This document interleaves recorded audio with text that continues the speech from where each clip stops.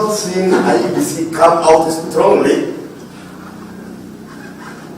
and cancel a candidate for committing election offences, for sponsoring violence from time immemorial. You replace the code of conduct for them, for political parties and candidates. I think IEBC is a dog that bites, that barks, but never bites. You don't bite. You don't bite. I want you to bite. And less than about 20 officers at talent center, I bring officers on lorry, and then I'm being accused of over-deployment.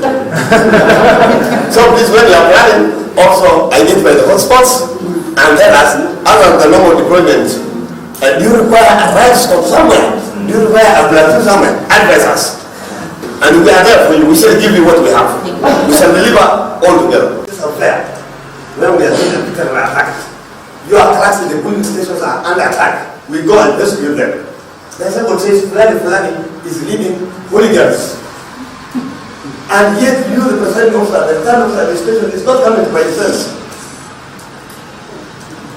All these intelligence, there, chaos there. Now people want to do the polling and the boxes at the talent center. Then you come out, you defend. I think, I'm sorry.